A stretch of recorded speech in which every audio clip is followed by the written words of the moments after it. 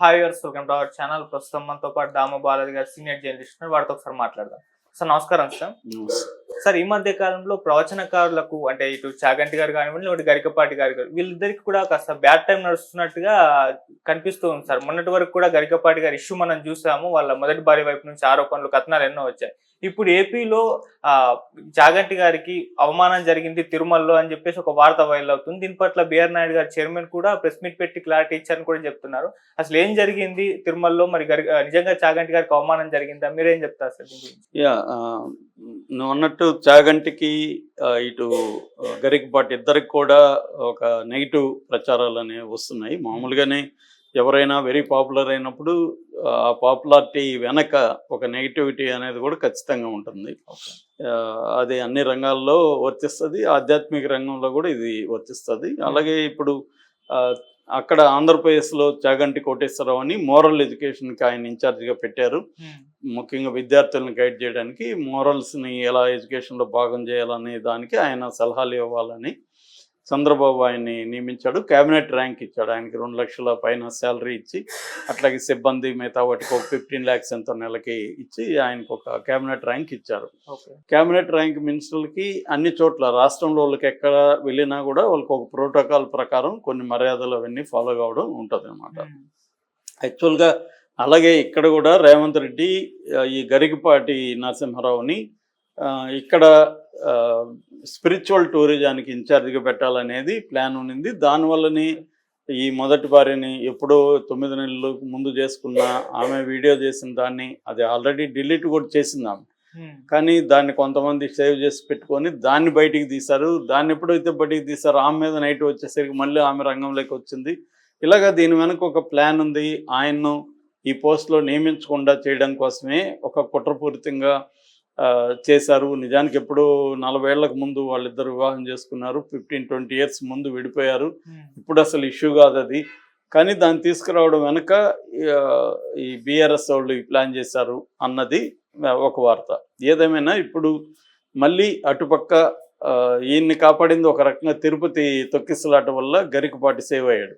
ఎందుకంటే మీడియా అంతా అటు డైవర్ట్ అయ్యి ఈయన్ని పట్టించుకోలేదు. ఈ లోపల మొదటి భార్యతో కూడా వాళ్ళు ఏదో రాజీకి వెళ్ళి ఆమెను సైలెంట్గా చేశారు. ఆమెన్నీ కూడా డిలీట్ చేసేసింది.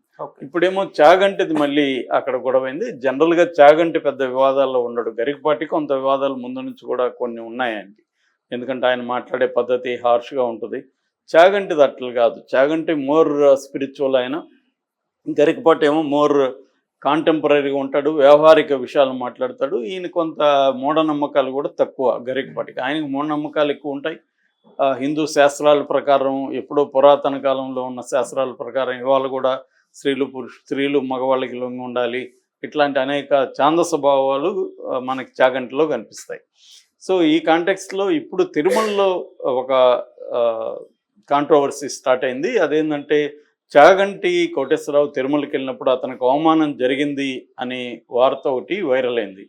ఈ గత కొంతకాలంగా మనం బిఆర్ నాయుడిని అక్కడ చైర్మన్గా పెట్టినప్పటి నుంచి కూడా తిరుమల రకరకాల వివాదాలు తిరుమలలో ఉన్నాయి. మనం కూడా చెప్పుకున్నాం. ఆ స్టాంపీడే కాకుండా లడ్డు కౌంటర్లో మంటలు రావడం కావచ్చు, తర్వాత పరకామణిలో దొంగతనాలు, గొడ్డు దొంగతనం ఒకటి, తర్వాత దర్శన టికెట్లను 300 రూపాయల టికెట్లను అమ్ముకునే స్కామ్ ఒకటి, ఇలా రకరకాలుగా. లేటెస్ట్గా ఒక పిల్లవాడు పైనుంచి 2వ అంతస్తు నుంచి పడిపోయి చనిపోవడం, ఇలాగా ఏదో ఒక వివాదం అయితే అక్కడ బిఆర్ నాయుడిని చుట్టుకుంటుంది. చివరికి బిఆర్ నాయుడు దగ్గర సారీ చెప్పించే వరకు కూడా పవన్ కళ్యాణ్ నిద్రపోలేదు. తొక్కిసలాటికి సంబంధించి కూడా బిఆర్ నాయుడిని బాధ్యుడిని చేస్తూ పవన్ కళ్యాణ్ ఇండైరెక్ట్గా మాట్లాడడం, దాంతో ఆయన సారీ చెప్పాల్సి రావడం, ఇవన్నీ జరిగాయి. అప్పటి నుంచి కూడా బిఆర్ నాయుడికి యాంటీగా తెలుగుదేశంలోనే ఒక వర్గం, అంటే ఒక మీడియాలో, తెలుగుదేశం మీడియాలో ఒక వర్గం ఆయన్ని అక్కడ పెట్టడం ఇష్టం లేదు అనేది, ముఖ్యంగా ఆంధ్రజ్యోతి రాధాకృష్ణకి ఇష్టం లేదు అనేది ఒక వార్త వైరల్ అవుతుంది. దానివల్ల తెలుగుదేశంలో మీడియానే 2గా చీలిపోయి ఒక వర్గమేమో, ఎందుకంటే ఆయన TV5 ఓనర్ అని అందరికీ తెలుసు బిఆర్ నాయుడు. TV5 దాన్ని సపోర్ట్ చేసే ఒక మీడియా వర్గం ఆయన్ని హైలైట్ చేస్తుంది. ఇంకొక మీడియా వర్గం ఏమో అక్కడ ఏ లోపాలు ఉన్నా దాన్ని హైలైట్ చేసి చూపిస్తుంది, ఆయనే బాధ్యుడిని చేస్తుంది. నిజానికి సాక్షి లేదా వైసీపీ వాళ్ళు చేయాల్సిన పని తెలుగుదేశంలోనే ఒక వర్గం చేస్తుంది కాబట్టి వాళ్ళకు కూడా హ్యాపీగా ఉంది. సో ఈ క్రమంలో ఇప్పుడు చాగంటి కోటేశ్వరరావుకు అవమానం జరిగిందనేది వార్త గుప్పమంది. ఇదేంటంటే చాగంటి కోటేశ్వరరావు ఎవ్రీ ఇయర్ జనవరిలో ఆయన వెళ్ళి అంటే కొత్త సంవత్సరం వెళ్ళి తిరుమలకి వెళ్ళి దైవ దర్శనం చేసుకుని ఆశీర్వాదం తీసుకొని రావడం ఆయనకు ఆనవాతి. ఓన్లీ జగన్ ఉన్నప్పుడు మాత్రం నేను సరిగా వెళ్ళలేదని ఆయన చెప్పుకున్నాడు. ఏదేమైనా అక్కడికి వెళ్తుంటాడు. ఈ క్రమంలో ఆయన ఇప్పుడు మంత్రి కేడర్ కాబట్టి ఆయన టీటీడీ వాళ్ళకి వాళ్ళ పిఏలు వాళ్ళు ఉంటారు కాబట్టి వాళ్ళు ఇన్ఫార్మ్ చేశారు. వాళ్ళు కూడా ఏంటంటే ఈయనదొచ్చి జనవరి 14th దర్శనం, జనవరి 15th 16th అక్కడ తిరుపతిలో మహతి ఆడిటోరియం ఉంటుంది. మహతి ఆడిటోరియంలో ప్రవచన కార్యక్రమం. ఈ రెండు కూడా ఆయన అనుకుంటున్నారు, మీరు అరేంజ్ అయింది అని టీటీడీకి ఈయన పేషి నుంచి వెళ్ళింది.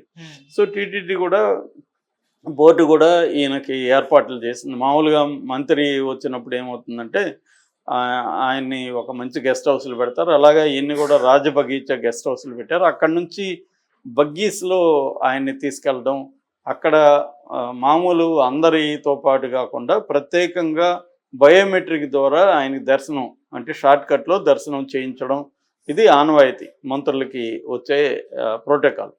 అందువల్ల అదే ప్రోటోకాల్లో ఈయన కూడా క్యాబినెట్ ర్యాంక్ కాబట్టి ఈయనకు కూడా వర్తించాలి కాబట్టి చేయాలి. కానీ ఈయన అలా కాకుండా ఈయన్ని వైకుంఠం కాంప్లెక్స్ ఏదైతే ఉందో దాంట్లో భక్తులతో పాటు ఈయన కూడా వెళ్ళాడు. అంటే ఈయనకు అవమానం జరిగింది, కావాలనే చేశారు అనేది ఒకటి. రెండవది ఈ మహతిలో ఉండే ప్రవచన కార్యక్రమాన్ని కూడా క్యాన్సిల్ చేసేసి ఆయన అవమానించి పంపించారు అని కొంతమంది ముఖ్యంగా చాగంటి భక్తులు సోషల్ మీడియాలో పెద్ద ఎత్తున పెడుతున్నారు. దీన్ని వైసీపీ కూడా ఉపయోగించుకొని వైసీపీ సోషల్ మీడియా కూడా దీన్ని బలంగా పెడుతుంది. ఎందుకంటే వైసీపీ సోషల్ మీడియాలో చాలామంది మీద అరెస్టులు చేశారు కాబట్టి ఇప్పుడు వాళ్ళు ఏంటంటే ఇట్లాంటి ఇష్యూలు, దీంట్లో వ్యక్తిగతమైన దాడులు కాదు కానీ ఇట్లాంటి ఇష్యూల్లో వాళ్ళు చొరబడి భక్తుల రూపంలో ఇంకొక రూపంలో వాళ్ళు దీన్ని వైరల్ చేయడం అనేది చేస్తున్నారు. ఈ క్రమంలో బిఆర్ నాయుడు క్లారిఫై చేశాడు, ఆయన ట్వీట్ చేశాడు. ఆయన ఏం చేస్తున్నా అంటే మేము ఏ రకంగానూ చాగంటిని అవమానించలేదు, ఆయన్ను మంత్రి స్థాయిలో ఎట్లాగైతే ప్రోటోకాల్ ఉందో ఆ ప్రోటోకాల్ ప్రకారం ఆయనకి అన్ని అరేంజ్ చేశాము, ఆయనకి బగ్గీ ఇస్తామన్నాము, ఆయనకి ఈ దాని ఏమంటారు బయోమెట్రిక్ ద్వారా షార్ట్కట్లో దర్శనం కూడా చేయిస్తామని ఆయనకి ఇన్ఫార్మ్ చేశాము. బట్ ఆయనే వద్దన్నారు. ఆయన ఏమన్నారంటే నాకు వైకుంఠ దీంట్లోనే వెళ్తాను, ఇంతకుముందు కూడా అలాగే వెళ్ళేవాడిని, నేను అదే ప్రిఫర్ చేస్తానన్నారు. సరే ఆయన కోరికను మేము కాదనలేక చేశాము.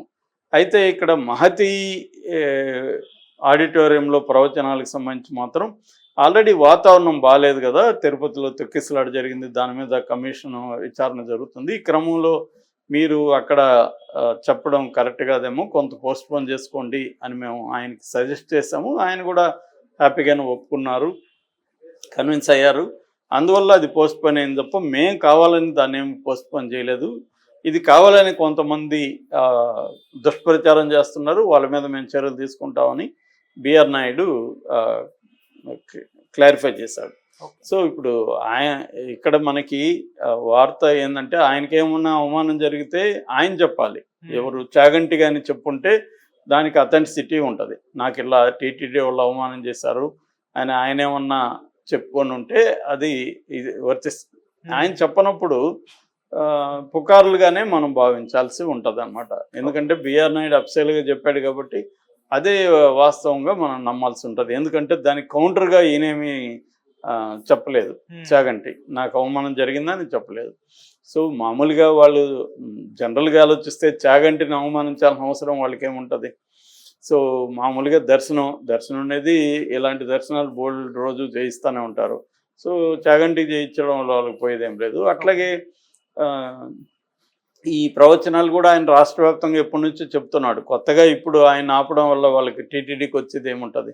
కాబట్టి ఇదేంటంటే రకరకాల ఒకసారి ఇది ఇప్పుడే కాదు, జగన్ ఉన్న 5 ఏళ్లలో కూడా తిరుమల తిరుపతి దేవస్థానానికి సంబంధించి రోజుకు ఒక వివాదం ఏదో ఒకటి వస్తూనే ఉండేది. అదేంటంటే అది ఇంటర్నేషనల్గా పాపులర్ కాబట్టి తిరుమల కూడా ఎప్పుడూ రాజకీయాలు ఎంటర్ అయిపోయినాయి అక్కడికి. మనకి ఎక్కడ కూడా రాజకీయాలు ఎంటర్ కానీ దేవుడు ఇవాళ ఇండియాలో లేదు. అయోధ్య దగ్గర నుంచి తిరుమల దగ్గర వరకు బీజేపీ వచ్చినాక ఈ దైవ రాజకీయాలు అనేవి పెరిగిపోయినాయి బలంగా. ఎందుకంటే బీజేపీ దాని మీద మత రాజకీయాల మీద ఆధారపడి అధికారంలోకి వచ్చింది. అధికారాన్ని నిలుపుకోవడానికి కూడా అది అనేక ఎత్తులు వ్యూహాలు వేస్తారు. ఆ వ్యూహాలలో ఒకటి బలమైనది వచ్చి మత రాజకీయాలని, దేవుడి రాజకీయాలని వాడుకోవడం. తిరుమలని ఎప్పటి నుంచో ఇటు చంద్రబాబు, అటు జగన్, ఇటు పవన్ కళ్యాణ్ ముగ్గురు కూడా, అటు బీజేపీ నలుగురు కూడా తిరుమలని కూడా తమ రాజకీయ ప్రయోజనాల కోసం ఆ 4 పార్టీలు కూడా వాడుకోవడం అనేది ఎప్పటి నుంచో జరుగుతుంది, ఇప్పుడు కూడా జరుగుతుంది. Okay sir, thank you so much.